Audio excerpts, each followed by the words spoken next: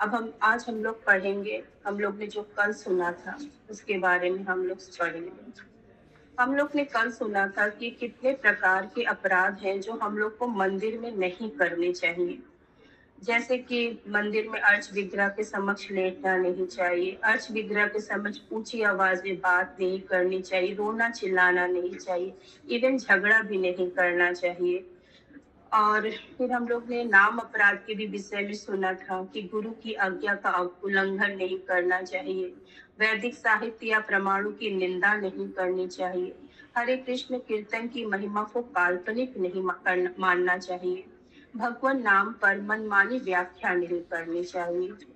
फिर हम लोग ने सुना कि भक्ति के जो सिद्धांत है उसके बारे में हम लोग ने सुना, जिसमें श्री चैतन्य महाप्रभु शिष्टा अष्टकम का एक श्लोक में कहते हैं कि भक्त को वृक्ष से अधिक अधिक सहिष्णु तथा तृण से भी अधिक विनीत होना चाहिए, जिससे जिससे किसी को उससे अन्यों का पूरा सम्मान करना चाहिए, किंतु अपने लिए कोई सम्मान स्वीकार नहीं करना चाहिए।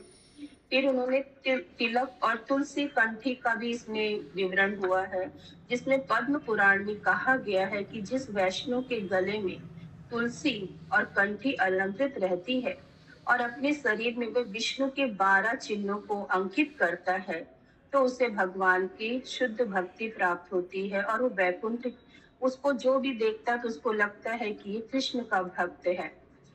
फिर इसके बाद हम लोग को ने सुना कि हम लोगों को फूल मालाएं, भगवान को जो अर्पित फूल मालाएं है उसे स्वीकार करना चाहिए, इससे हम लोग माया से दूर रहते हैं। फिर अर्ज विग्रह के समक्ष नाचना, द्वारका महत्व में कहा गया है कि हम लोगों को अर्च विग्रह के समक्ष ताली बजाकर और नाचना चाहिए, जिससे हमारे संचित जो पाप है वो जल के भस्म हो जाते हैं। अर्च विग्रह के सम्मान में नतमस्तक होना, नारदी पुराण में कहा गया है कि जो व्यक्ति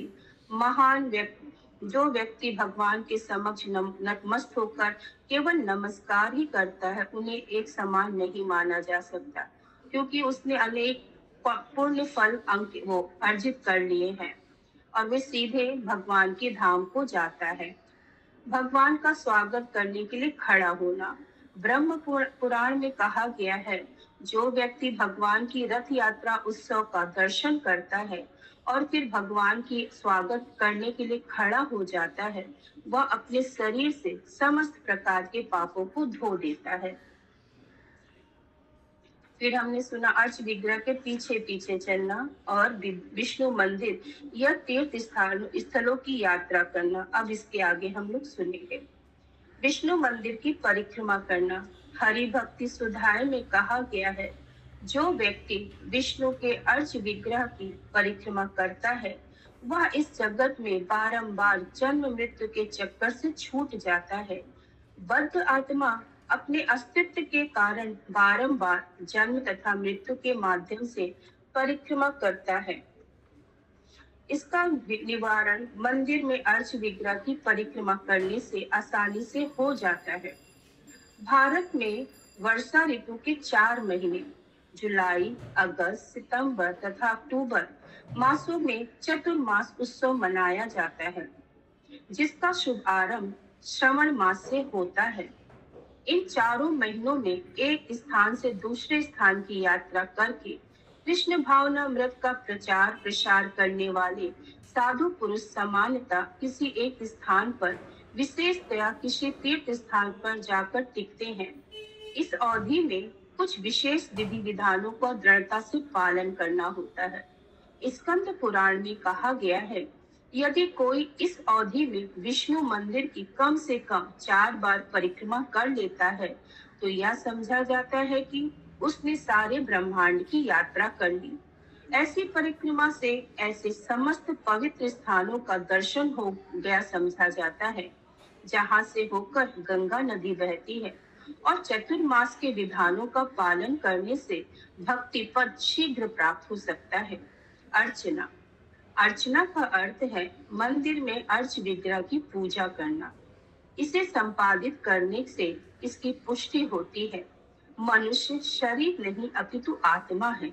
श्रीमद् भागवतम में स्कंद 10 अध्याय 81 श्लोक 19 यह बताता है कि किस प्रकार कृष्ण के घनिष्ठ मित्र सुदामा एक ब्राह्मण के घर जाते हुए अपने आप से कह रहे थे, कृष्ण की पूजा करने से ही मनुष्य स्वर्ग का ऐश्वर्य, मुक्ति, ब्रह्मांड के समस्त लोकों में श्रेष्ठता, इस जगत के सारे ऐश्वर्य तथा योग शक्ति प्राप्त कर सकता है।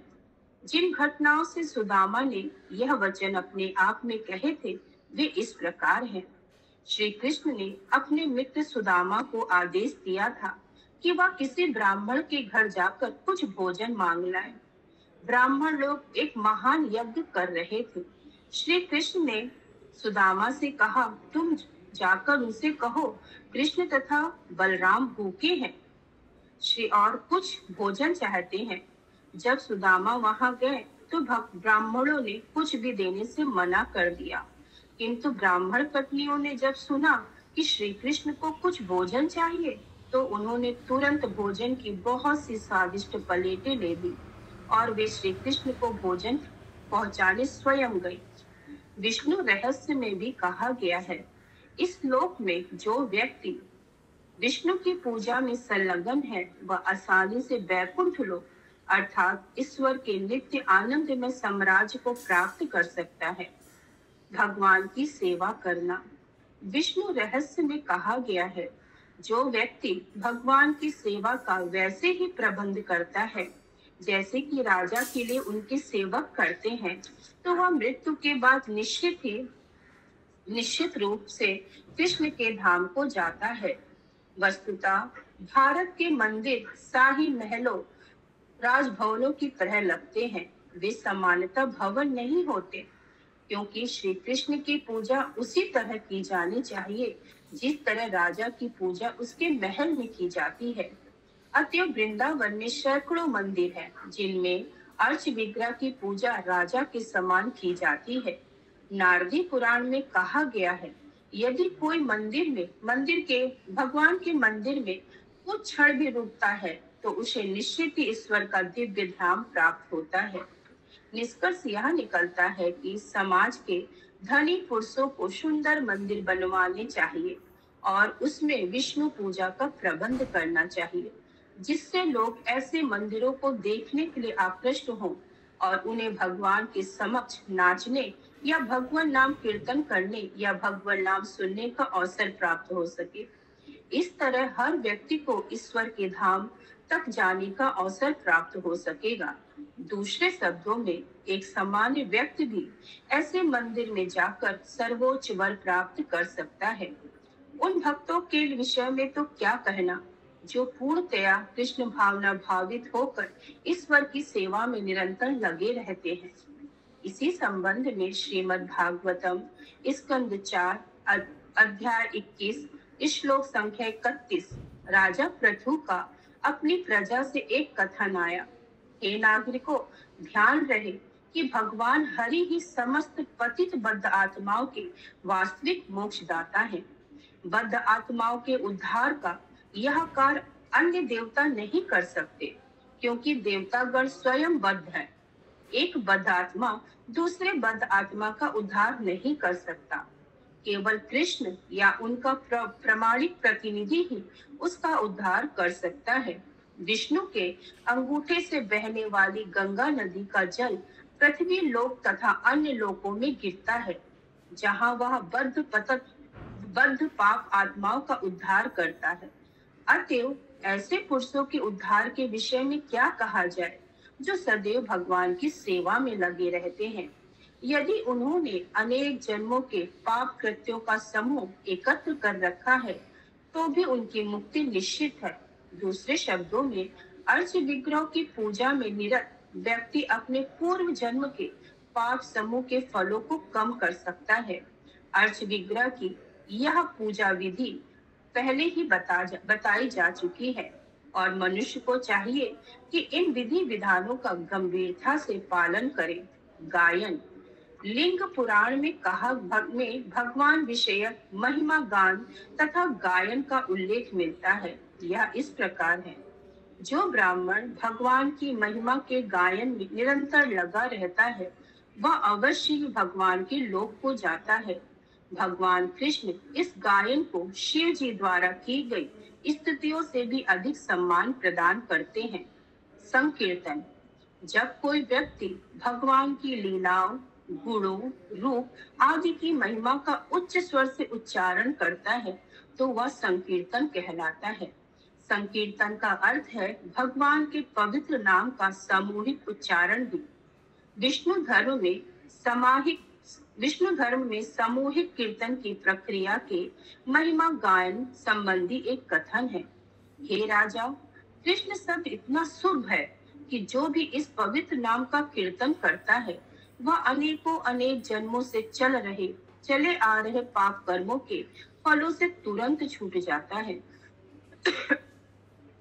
यह तथ्य है श्री चैतन्य चरितामृत में निम्नलिखित कथन मिलता है। जो व्यक्ति कृष्ण के पवित्र नाम का उच्चारण एक बार करता है, वह जितने भी पाप कर सकता हो उससे भी अधिक पाप कर्मों के फलों को नष्ट कर देता है। पापी मनुष्य अनेक पाप कर्म कर सकता है, किंतु वह इतने पाप कर्म नहीं कर सकता कि कृष्ण का एक बार उच्चारण करने से उन्हें नष्ट न किया जाए। श्रीमद् भागवतम स्कंद 7 अध्याय 9 श्लोक 18। प्रहलाद महाराज भगवान से इस प्रकार प्रार्थना करते हैं। हे भगवान नरसिंह, यदि मैं आपके सेवा पद को प्राप्त कर सकूं, तो मेरे लिए आपकी लीलाओं के बारे में श्रवण कर पाना संभव हो सकता है। आप परम मित्र, परम आराध्य अर्च विग्रह हैं। आपकी लीलाएं दिव्य हैं और उनका श्रवण करने मात्र से सारे पाप कर्म दूर हो सकते हैं। अतः मैं उन पाप कर्मों की परवाह नहीं करूंगा, क्योंकि आपकी लीलाओं का श्रवण करने मात्र से मैं भौतिक आसक्ति के कलमश से छुटकारा पा सकूंगा। भगवान की लीलाओं के विषय में अनेक गीत हैं। उदाहरण ब्रह्मा जी द्वारा गाया गया ब्रह्म संहिता, नारद जी द्वारा गाया गया नारद पंचरात्र तथा सुखदेव गोस्वामी द्वारा गाया गया श्रीमद् भागवतम। यदि कोई व्यक्ति इन गीतों को सुनता है, तो वह बंधन से सरलता से छूट सकता है। इन इस गीतों का श्रवण करने में कोई कठिनाई नहीं होनी चाहिए। वे लाखों वर्षों से चले आ रहे हैं और लोग आज भी उनसे लाभ उठा रहे हैं। तो फिर इस समय क्यों नहीं लोग पूरा लाभ उठाकर मुक्त हो जाएं?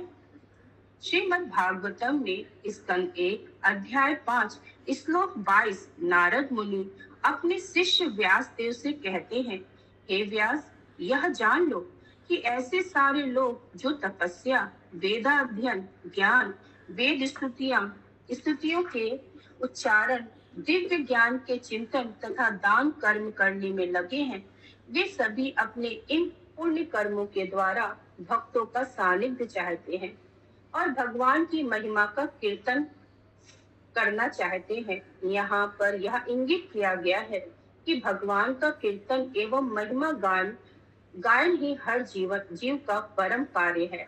जब किसी मंत्र या स्तुति का धीरे धीरे या मृदु वाणी से उच्चारण करना जप कहलाता है और उसी मंत्र का जोर से उच्चारण करना कीर्तन कहलाता है। उदाहरण महामंत्र हरे कृष्णा कृष्णा कृष्णा हरे हरे, हरे राम राम राम हरे हरे का मृदु स्वर में अपने सुनने के लिए उच्चारण करना जाप कहलाता है, किंतु इसी मंत्र को अन्य लोगों द्वारा सुने जाने के लिए उच्च स्वर में उच्चारण करना कीर्तन कहलाता है। महामंत्र का प्रयोग जाप तथा कीर्तन दोनों में किया जाता है। जब जाप किया जाता है तो वह जापक के निजी लाभ के लिए होता है, किंतु जब उसी का कीर्तन किया जाता है तो वह अन्य सुनने वालों के लिए लाभ के लिए होता है। पद्म पुराण में कहा गया है, जो व्यक्ति धीरे स्वर में या उच्च स्वर में पवित्र नाम का उच्चारण करता है, उसके लिए मुक्ति तथा स्वर्गिक सुख के मार्ग तुरंत खुल जाते हैं। निवेदन विज्ञप्ति स्कंद पुराण में भगवान के चरण कमलों में निवेदन विषयक एक कथन है, जिसमें कहा गया है कि शांत भक्त निम्नलिखित 3 विधियों से कृष्ण के प्रति अपनी विज्ञप्ति कर सकते हैं। संप्रार्थनात्मक भावपूर्वक प्रार्थना करते हुए। नंबर 2, दैन्य बोधिका अपने आप को विनीत रूप से प्रस्तुत करते हुए। लाल समीर किसी सिद्धि की इच्छा करते हुए।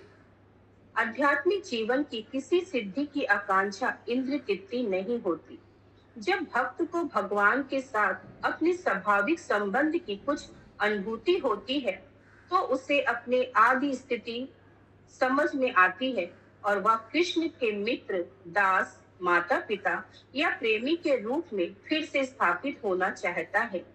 यह लाल समय विज्ञप्ति अर्थात अपनी सहज स्थिति में पहुंचने की लालसा कहलाती है।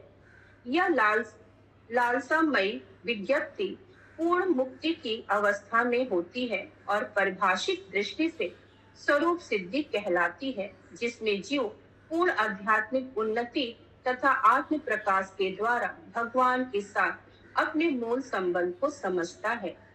पद्म पुराण में भगवान से प्रार्थना करते हुए भक्त के द्वारा विज्ञप्ति का कथन मिलता है। हे प्रभु, मुझे पता है कि युवतियों में युवक के लिए स्वाभाविक स्नेह होता है और युवकों में युवती के लिए स्वाभाविक स्नेह पाया जाता है। मेरे आपके चरण कमलों में यह प्रार्थना है कि मेरा मन उसी तरह से आपकी ओर आकृष्ट हो। यह उदाहरण अत्यंत उपयुक्त है। जब कोई तरुण या तरुणी विपरीत लिंग वाले को देखती है, तो उसमें बिना परिचय के ही सहज आकर्षण हो जाता है। बिना किसी प्रशिक्षण के ही वो काम वासना के आवेग के कारण सहज आकर्षण उत्पन्न हो जाता है। यह तो भौतिक उदाहरण है, किंतु भक्त की प्रार्थना यह है कि उसमें परमेश्वर के प्रति वैसी ही आकस्मिक आसक्ति उत्पन्न हो जाए जो किसी लाभ की आकांक्षा तथा कारण से मुक्त हो। भगवान के प्रति यह सहज आकर्षण आत्म साक्षात्कार की सिद्ध अवस्था है। उसी पद्म पुराण में दैन्य बोधिका विज्ञप्ति का एक उदाहरण है। हे प्रभु, मुझसे बढ़कर कोई अन्य पापी जीव नहीं है, ना ही मुझसे बढ़कर कोई अपराधी है। मैं इतना पापी और अपराधी हूँ कि आपके समक्ष अपने पाप कर्मों को अंगीकार करने के लिए आता हूँ तो मुझे लज्जा आती है। यह भक्त की सहज स्थिति है। जहाँ तक बद्ध आत्माओं की बात है, इसमें आश्चर्य नहीं है कि विगत जीवन में वह कुछ न कुछ पाप कर्म किए रहता है और इसे भगवान के समक्ष अंगीकार किया जाना चाहिए। ऐसा कर लेने पर भगवान निष्ठावान भक्त को क्षमा प्रदान करते हैं, किंतु इसका अर्थ यह नहीं होता कि भगवान की अहेतु की कृपा का लाभ उठाकर उन्हीं पाप कर्मों को बारंबार करके क्षमा दान की आशा की जाए। ऐसी मनोवृत्ति केवल निर्लज पुरुषों में पाई जाती है। यहाँ यह स्पष्ट कहा गया है, जब मैं अपने पाप कर्मों को अंगीकार करने के लिए आता हूँ तो मुझे लज्जा आती है। इस तरह यदि कोई व्यक्ति अपने पाप कर्मों के कारण लज्जित नहीं होता और यह जानते हुए पुनः वही पाप कर्म करता है कि भगवान उसे क्षमा कर देंगे, तो यह अत्यंत मूर्खतापूर्ण विचार है। वैदिक साहित्य में कहीं भी ऐसे विचारों को स्वीकार नहीं किया गया है। यह तथ्य है कि भगवान नाम कीर्तन द्वारा मनुष्य अपने विगत जीवन के सारे पाप कर्मों से छूट जाता है, किंतु इसका अर्थ यह नहीं है कि शुद्ध हो जाने पर बारंबार पाप कर्म आरंभ कर दिए जाए और पुनः शुद्ध होने की आशा की जाए। भक्ति में इन मूर्खतापूर्ण प्रस्ताव को स्वीकार नहीं किया जाता। कोई सोच सकता है कि मैं पूरे सप्ताह पाप कर्म कर लूं और एक दिन मंदिर या गिरजाघर चक्कर लगा के अपने पाप कर्मों को स्वीकार कर लूं, जिससे मैं शुद्ध हो सकूं और पुनः पाप करना प्रारंभ कर दूं। यह अत्यंत मूर्खतापूर्ण एवं अपराधपूर्ण विचार है और भक्ति रसामृत सिंधु के लेखक को स्वीकार्य नहीं है। नारद पंचरात्र में लालसा में विज्ञप्ति विषयक एक कथन है। भक्त कहता है, हे प्रभु, वह दिन कब आएगा जब आप मुझे अपने शरीर पर पंखा झलने के लिए कहेंगे और आप स्वेच्छा से यह कहेंगे, तुम इस तरह से पंखा करो।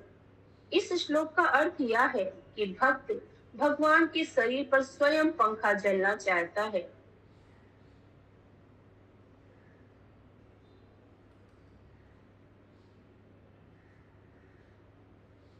दास या मित्र या प्रेमी के रूप में हो, भगवान से प्रत्यक्ष सानिध्य में रहना चाहता है, किंतु अपनी अपनी विविध रुचि के अनुसार हर कोई इनमें से एक संबंध चाहता है।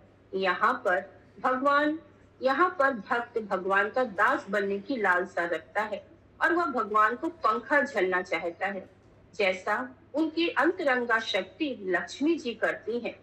वह यह भी चाहता है कि भगवान प्रसन्नता पूर्वक उसे आदेश दे कि पंखा कैसे झला जाए।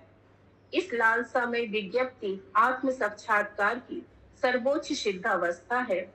नारद पंचरात्र में ही एक अन्य स्थल पर ऐसी विज्ञप्ति दिखाई देती है, जहाँ भक्त कहता है, हे प्रभु, हे कमल नयन, वह दिन कब आएगा जब मैं यमुना तट पर एक पागल की भांति आपके पवित्र नाम का उच्चारण करता रहूंगा और मेरी आंखों से अविरल अश्रुधारा बहती रहेगी।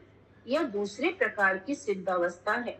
श्री चैतन्य महाप्रभु ने भी कामना की थी कि एक एक क्षण मेरे लिए 12 वर्ष के समान लगे और आपको ना देखने के कारण सारा संसार सूना लगे। मनुष्य को चाहिए कि भक्ति भाव प्रार्थना करे और भगवान की विशेष कृपा की सेवा करने के लिए उत्सुक रहे। यह समस्त महान भक्तों का विशेषतया चैतन्य महाप्रभु का उपदेश है। दूसरे शब्दों में मनुष्य को सीखना चाहिए कि भगवान को किस तरह रोकर पुकारा जाए। इस छोटी सी युक्ति को सीखना चाहिए और किसी विशेष प्रकार की सेवा में लगाने के लिए उत्सुक होकर सचमुच रोकर पुकारना चाहिए।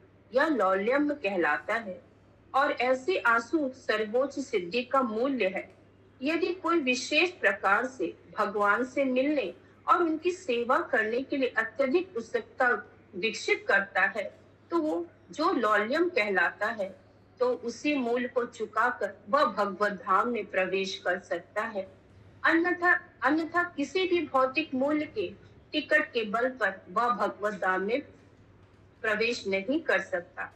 ऐसे प्रवेश के लिए जो मूल्य देना पड़ता है, वह यही लौल्यम अर्थात लालसामयी इच्छा तथा महान उत्कंठा है। प्रसिद्ध प्रार्थनाएं करना।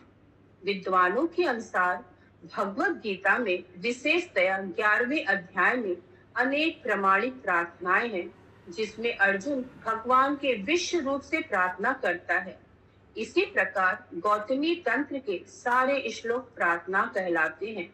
श्रीमद् भागवतम में भी भगवान की सैकड़ों प्रार्थनाएं हैं।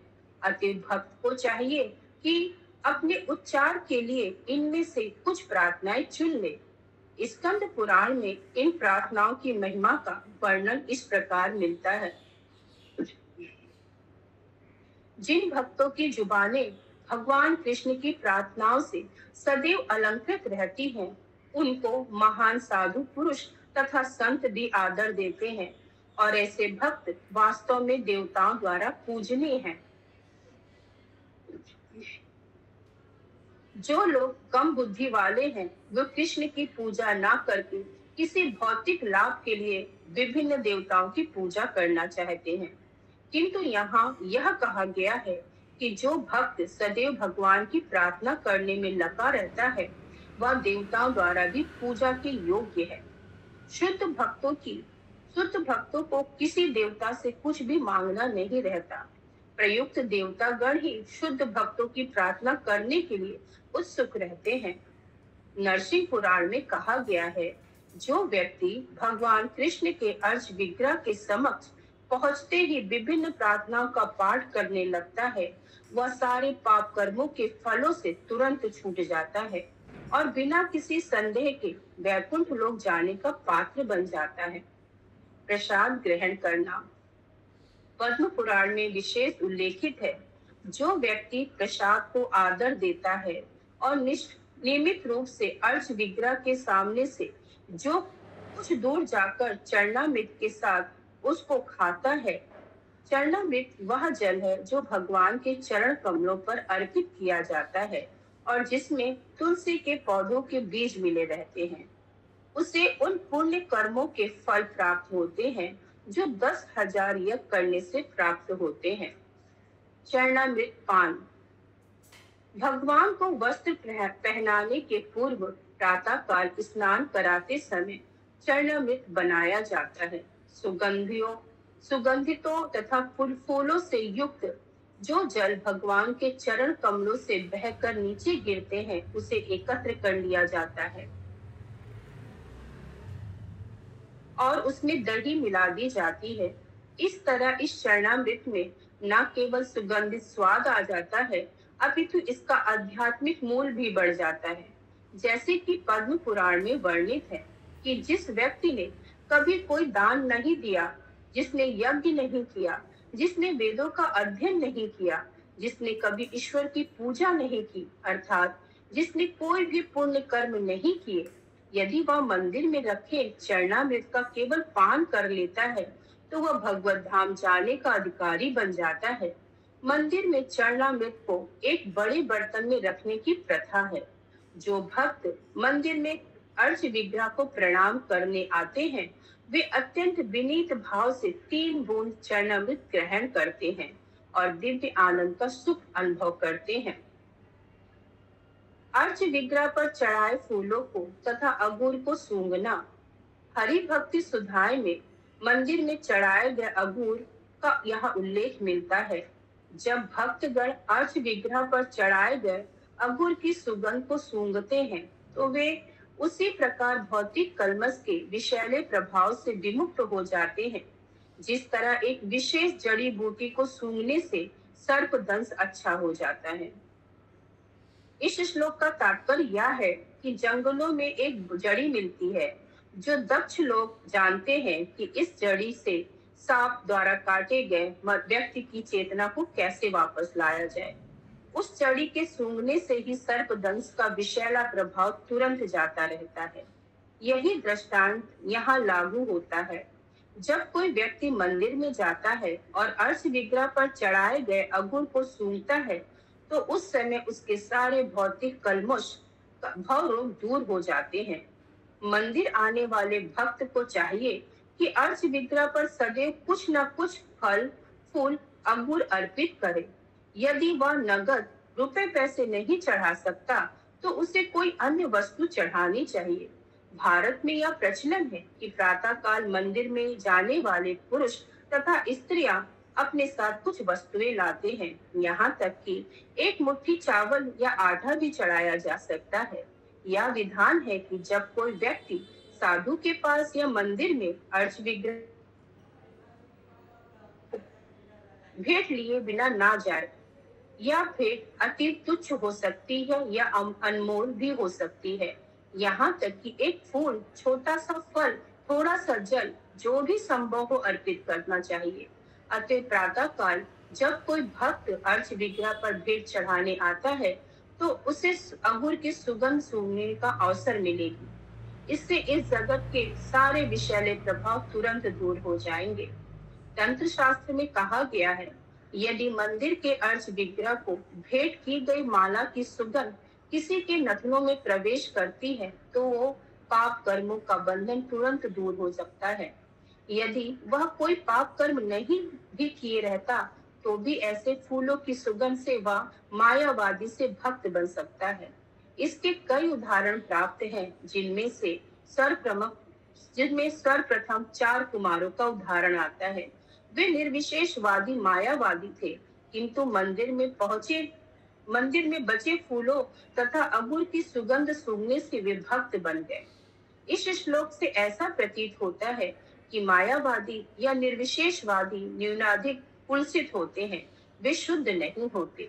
इसकी पुष्टि श्रीमद् भागवतम में हुई है। जिसने पाप कर्मों के सभी फलों को धो नहीं डाला वह शुद्ध भक्त नहीं हो सकता। शुद्ध भक्त को भगवान की सर्वश्रेष्ठता के विषय में संदेह नहीं रहता। इसीलिए वह अपने आप को कृष्ण भावनामृत तथा भक्ति में लगाता है। अगस्त संहिता में भी ऐसे ही कथन मिलता है। हमें अपने नथनों की गंदगी साफ करने के लिए मंदिर में कृष्ण को अर्पित किए गए फूलों को सूंघने का प्रयास करना चाहिए। हरे कृष्णा। सभी वैष्णव जन प्रणाम।